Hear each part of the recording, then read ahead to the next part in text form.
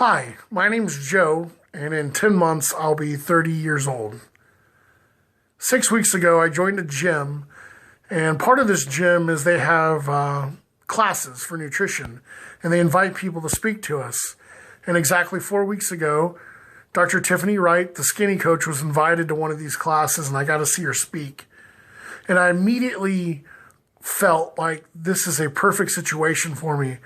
What she's saying fits with what I believe, and I believe this woman can help me immensely accomplish one of the hardest things in my life, which is going to be to lose all this weight. So over the next week, I spoke with her and I spoke with my family, and I decided to commit myself to the Skinny Coach program, to Dr. Tiffany Wright. And for the past 3 weeks, I could not be happier. It's been exactly what I wanted and what I expected.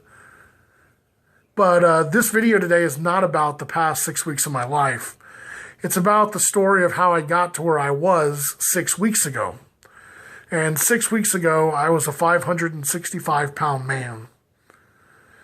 And how I got there started, early on in life. I was always an overweight child, but it was never restrictive. I played sports, football, soccer. I swam. I taught swimming lessons. I was in scouts. Camping, hiking, backpacking, canoeing, rappelling, climbing. I never had any kind of restrictions. I did this all the way through when I was 18 years old. I was still in scouts. And then right after I graduated and I was still 18 years old, I took on a physically demanding job as a delivery driver. And, long 8, 10, 12-hour days where I'm lifting heavy things, carrying things inside and outside, building different things. And I never felt restricted, even though at this time in my life when I was doing deliveries, I was about 200 or 225 pounds. That's pretty significantly overweight. But it didn't stop me. It just, people would say, man, aren't you tired or whatnot? And I would just, no, I'm fine. I'd push through anything and I could accomplish anything I felt like. And that permeated through school when I was younger and in scouts. I got my Eagle when I was 13 years old. In the Order of the Arrow, I received the Vigil Honor when I was 17 years old. In school, I was always constantly pushing to get the best grades possible and do as good as possible. And I kind of look back and I think, why was I so driven? That's a good thing. But I realized from about 12 to 19 years old, I was also suffering from some emotional issues that kind of manifested physically in certain ways, other than just weight gain or extra weight. And they were just kind of ignored. Even my parents and I really didn't do anything or talk about it, even though we were aware of them. And that's not to say that they were bad parents. They were great parents. I always felt loved. I always had everything I ever needed. My dad he would do anything for me, and so would my mom. But we also shared this common bond of being afraid to talk about difficult subjects or embarrassing subjects. And it was in their own life. It wasn't just about my life. They had things in their own life that were obviously difficult that they should have addressed, and they didn't. So, it wasn't just me suffering from that. And it really, like I said, the only major issue was that I just was extremely driven. I wanted to prove that I wasn't these issues that I was suffering with. When I really started to have major issues, though, with weight, and more so just emotionally, was when I started experiencing death for the first time. And that was my grandma dying my sophomore year. I was 15 years old in the fall. And I don't want anyone to say that I'm sitting here bitching and complaining about people in my life dying and that's why I lose weight and that I'm using that as an excuse. That's far from it. I clearly recognize that I did not handle these situations well at all. And that there were much better ways to handle them. And all I just did was ignore my issues and eat my issues. And, I'm honestly ashamed of the way I handled myself during this time. I could have been much better and I just wasn't. So again, I'm not trying to make excuses. But, my grandma passed away. About a year later, junior year in spring, my uncle passed away with Alzheimer's. A few months later, a very close buddy from Scouts passed away. It was at the very beginning of my senior year. This guy helped me, Order of the Arrow was a Native American based organization. So we did Native American ceremonies and dancing. And this young man helped me dance and helped me do ceremonies and pushed me to get leadership positions in the Order of the Arrow, where I just did more and more, and I would speak in front of hundreds or thousands of people or dance in front of them or get up and do speeches and ask them to support me to be a leader. And I was elected to office, and I mean, he was a big part of it. And when the deaths were happening, my schoolwork started to suffer, but Scouts didn't. It was like I poured myself into it because it was so important to me, and it made me feel so good. And not long after he passed away at the beginning of my senior year, my dad had a heart attack. And it was just another thing to add to the list. And then another uncle a few months later in spring of my senior year passed away from cancer. He had lung cancer that metastasized into bone. And these hits just kind of kept coming, and I really wasn't gaining a lot of weight. I was already heavy, but schoolwork was really suffering, and I just wasn't doing well.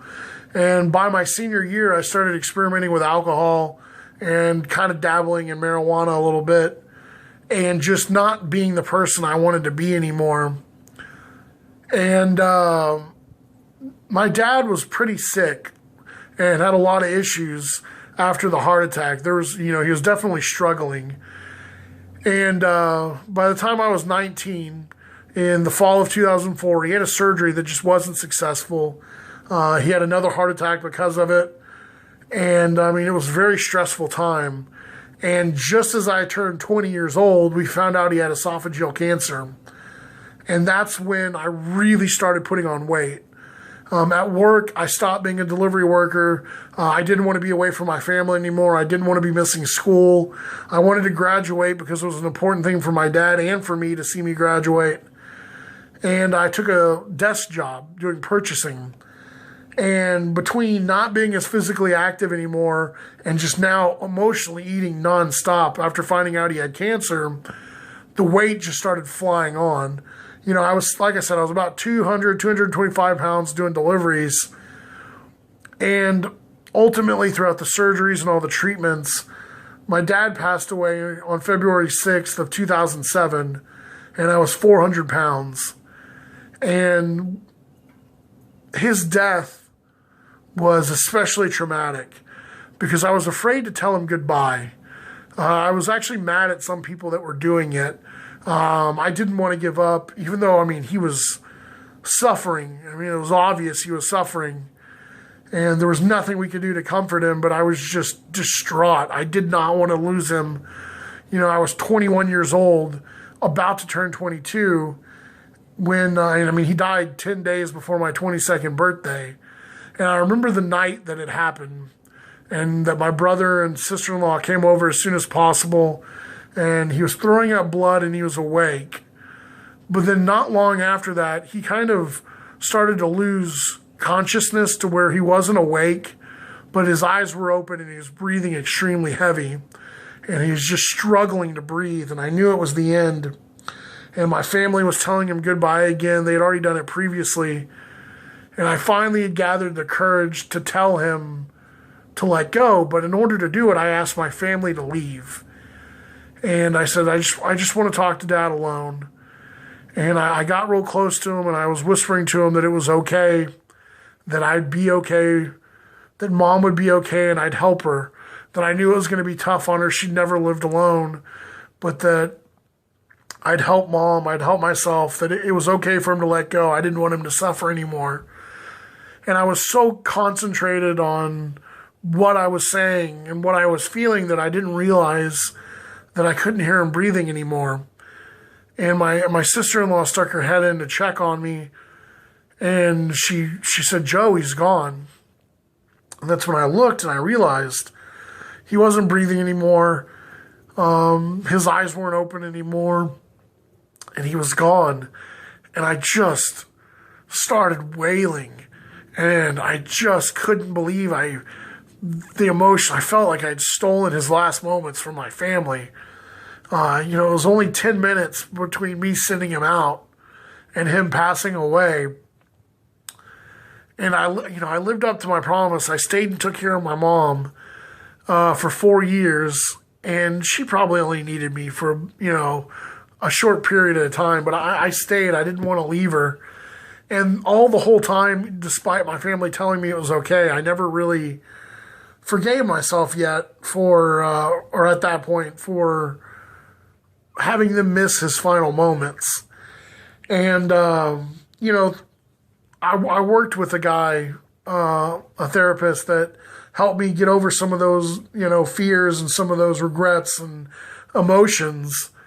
And, he was a big part of my life. I never really started losing weight while talking to him, but he really got me mentally in a good place until ultimately he also passed away from just a random heart attack, a heart issue. And losing him was pretty difficult as well. Well, by the time I left my mom in January of 2011, I was up to 500 pounds now. I gained 100 pounds over those 4 years. And I was looking for an apartment when my granddad asked me. He said, I'm 88 years old, and he'd had non-Hodgkin's lymphoma for 12 years, and he needed help. He didn't want to go into a nursing home. He wanted me to live with him, and I was reluctant. I was almost ashamed I was reluctant. But I ultimately decided, yes, I'm going to help take care of our granddad. I moved in with him in 2011 in January, and he ultimately passed away in the fall of 2013. And since that point, I've been living in his house being as a caretaker for the estate. And in that time, I, kept seeing different therapists and helping myself get emotionally stronger, but I never could quite figure out how to lose weight, and I never could stay on any kind of diet or workout plan. And in March, I finally weighed myself, and I was 565 pounds. And I desperately started searching for a gym, and I didn't want to go to a normal gym. I didn't want to be around all these people that, were working out and already fit and just be this just massive man and embarrassed. And I didn't want to do surgery. I don't want to alter my body. I want to be able to overcome this on my own. And I found this great gym. And because of this great gym, I found Dr. Tiffany Wright. And I started working with Tiffany. And it's been the best times of my life in these past 3 weeks.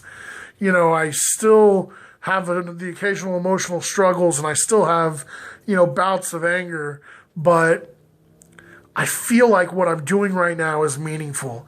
And I feel like, truthfully, that in no time at all, I'm going to be a happy, healthy, virile man.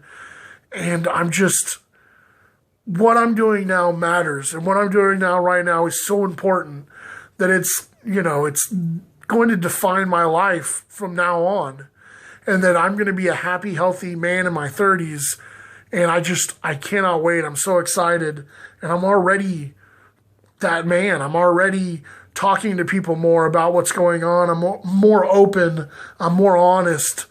The transformations I've made in 3 weeks is just absolutely ridiculous in a obviously great way. I couldn't be happier. And like I said, the most important thing is please don't watch this and think that I'm bitching and complaining about the life I was dealt. Because I know the life I was dealt is a lot easier than other people's, and that people have harder struggles, and that I just didn't handle mine well to begin with. But I'm handling it well now, and I'm going to be a happy, healthy person because of it. And anyway, I just really appreciate you taking the time to listen to my story and kind of understand how I got to where I am. So thanks. We'll talk to you soon.